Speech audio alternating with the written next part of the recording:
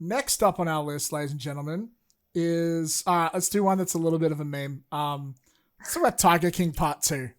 We all knew it was coming. They were gonna do one. It started a pandemic. It just hit, and it was so viral. Let's go around the circle.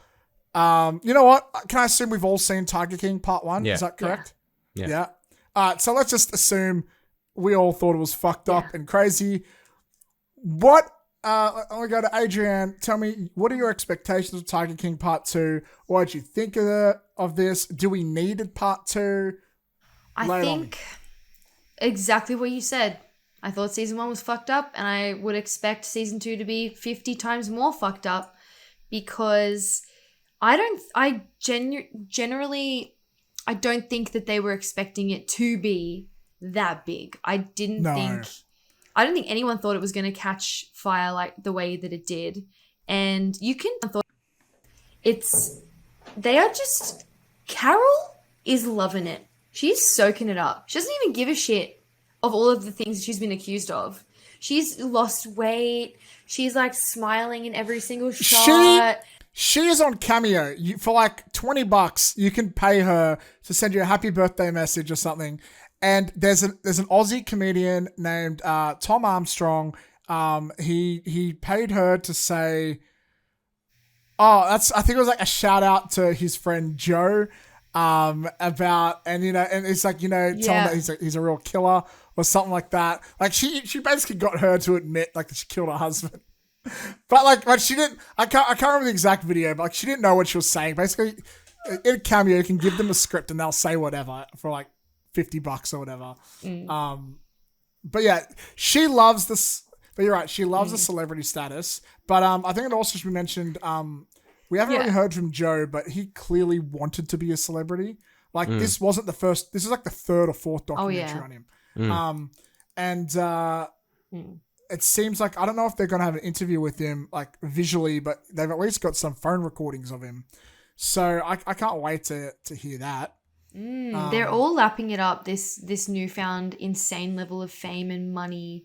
So I remember in season 1, every episode that passed, my jaw got closer to the ground and I could not believe what I was watching. So I think it's going to be pretty much the same deal. Jesse, what are your expectations? I've got a lot to say. So number one, I'm most curious about what they're going to do with Joe with this, because the fact that he's still in prison, so after I watched Tiger King, I got really obsessed with it. I was trying to get my ex-girlfriend to watch it with me. And I actually ended up watching a whole bunch of documentaries about him, because as you said, me too. I watched the Louis Theroux one. I watched the Louis Theroux one that he made, I think it was last year or this year, because he made one off the back of Tiger King, because he did a Tiger second King blew one? Up. He did a second one, yes. I didn't know he did a second one. Shit. Yeah, okay. I watched another one that came out the same year as Tiger King. So it gives you like more of a complete picture of who he was, because I was just so fascinated by him. And I don't know what they're going to do, if he's just going to be in prison the whole time and they're just going to interview him in prison. But I'm super, super pumped for it. I would say about the Carole Baskin thing, when Louis Theroux interviewed her in his catch-up documentary, who's her husband? Howard. Right. So Louis Theroux and Carole and Howard went back to the zoo, and it's kind of like, torn down, everything's abandoned, it's just rubbish everywhere and stuff like that. And they sat down and had a chat. And, Louis was kind of saying to him, trying to get her to say whether she killed her husband. And her and Howard getting really pissed off with it. And Howard was like, can you just stop this? We don't want to talk about this anymore. I think they're they kept telling him in the doco that they're super fed up with it. They're over it. Right. They're overhearing about it. And he was and Louis just like, okay, I'm going to stop talking about it now. Another interesting thing I'd say was, I think Louis wanted to interview all the characters from Tiger King, but the people that made the first Tiger King documentary had a contract of all these people. So Louis Theroux couldn't talk with pretty much any of them except for Carole Baskin. That makes sense. So he's kind of stuck with who he could chat to in it. But But yeah, I kind of got off topic here. But yeah, I'm super super pumped. I absolutely loved the first. You know, as everyone else was in pandemic and lockdown. I just binged it and I just absolutely was obsessed with it. So yeah, I think he's a very interesting character. Oh yeah, it's very interesting. I do want to say though, touching on the Carole Baskin's element, I think it was, you know, I don't blame her for being sick of that because she became a meme online that the whole world was in on, that accusing her of being a killer. But I think it's kind of fucked up because you got to remember, like, the Tiger King himself killed God knows how many tigers. Like at the end, like a lot of people forget this, but like when they raided the place or whatever, they found all these dead tigers buried underground, and he always was saying about how he protects them and stuff. But he essentially he's a monster. He bred the tigers for the sole purpose of profit, and when they became not profitable, he would kill them. Well, in the zoo second, would never do that. In the first Louis Theroux doco, he said he'd euthanize them all if the animal rights people threatened to take them off him. He'd just euthanize all the tigers. Yeah. But I'm pretty sure he shot them like with a gun. Yeah, that's what I thought. Head. Yeah. Like, and the thing is, there's something compelling and kind of likable about him, about the way he talks and the way he comes across. The charisma. Yeah. But then there's like that ulterior, he's got a lot of charisma, but then there's like that ulterior kind of.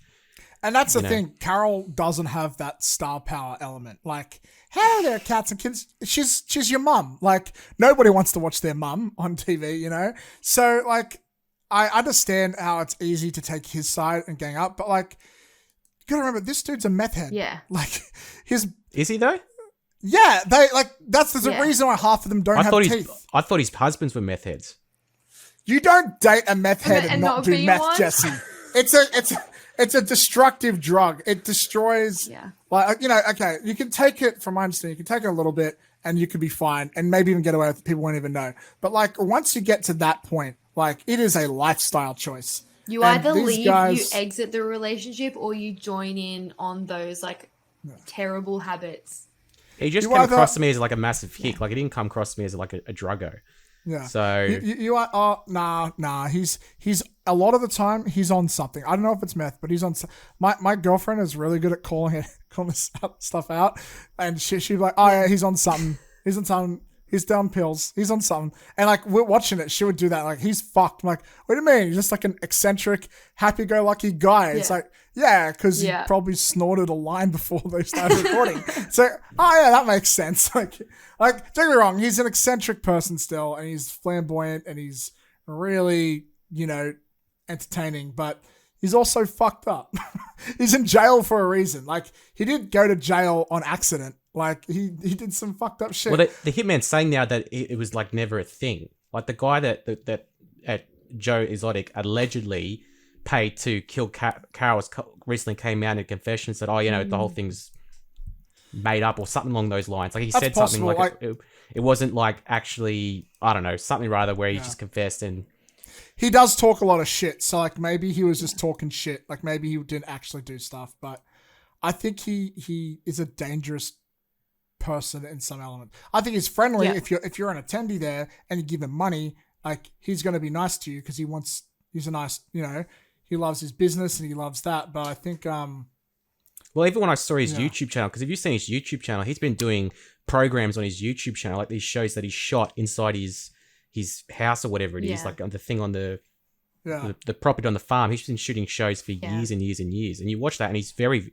very friendly and hospitable to people that come to, you know, the zoo and stuff like that. And I think that if you crossed him, like, I don't say he would kill people, like, I wouldn't go that far, but like, yeah, like he would at least be angry and yelling and stuff. I guess that you could say that about anybody. I think the last thing to point out is at the start of the pandemic, when it blew up, no one expected it. I think Tiger King did the first instance I saw of a remote COVID-based show where they did the after show with Joel McHale, who I love in everything he does, interviewed pretty much almost everybody, and they all talked about their fame after it and how they kind of were taken by surprise, which I think will be a big part of Tiger King too.